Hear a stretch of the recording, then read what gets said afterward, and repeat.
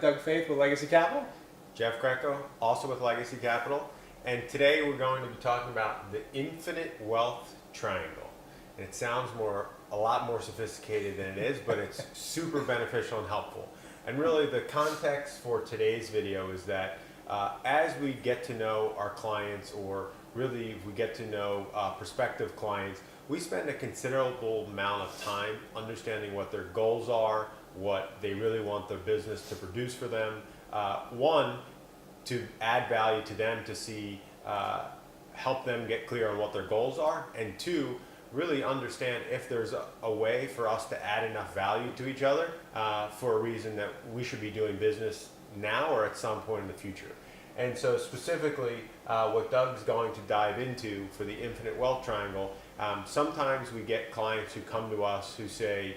my goal in the next X amount of months is I want to have, a certain amount of rental properties. And so as an example, someone will come to us and say, I want to have 20 rental units within the next couple years, 2 years. And so what Doug and I, once we're clear on what their goals are, it's on us to kind of reverse engineer how we can help them achieve that, right? And so sometimes clients have a certain amount of money, sometimes certain clients have a certain amount of free and clear properties, and so it's really on us to see how we could help them achieve their goals, not only getting them started, but also helping them think about what potential challenges they're going to have at each stage as they get closer and closer to their goal. Exactly. And so if we use the example of someone that wants to acquire 20 units over the next 1 or 2 years, the other piece is how much cash do they have at their disposal to acquire those 20 units. And we've had a couple examples with clients where they've come to us with, let's say the number is $50,000 that they have and they want to go out and buy 20 units. Well, if the game plan were to be, you've got to put 10 or 20% down that stays in the deal every time you buy a property, $50,000 probably is not going to be enough money to acquire those 20 units. And so one of the ways, though, that you can take that $50,000 or whatever the number is to hit that and acquire those 20 units or whatever the number may be for yourself is the infinite wealth triangle here. And really what this allows you to do when you execute it is it allows you to take that initial amount of capital that you have and continue to reinvest that to acquire assets. And the only way you're able to do that is if you're able to hit on all three pieces here in the triangle. And so in order to do that, the first thing is, and this is a buy and hold strategy. So not only do you need to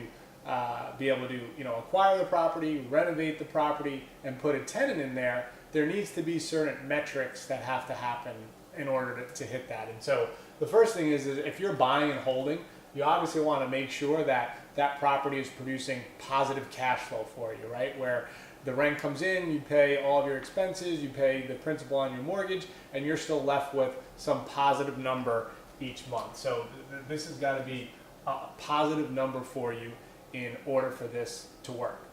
The other piece is you need to have equity in the deal, meaning, and when I say equity, I'm not talking about your $50,000, I'm talking about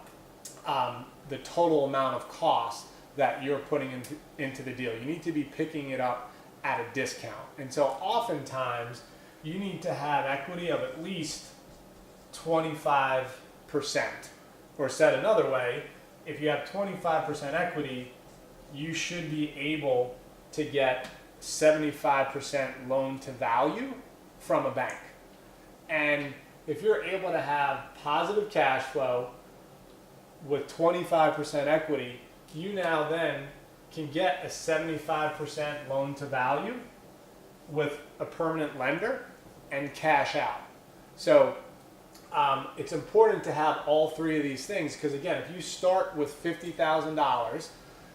to acquire the property, renovate the property, maybe even you come to us and we give you some money to acquire and renovate it, your 50 grand is stuck in that deal. But once you get a tenant in there, it's making positive cash flow, you've got at least 25% equity, you then can go to the bank and refinance,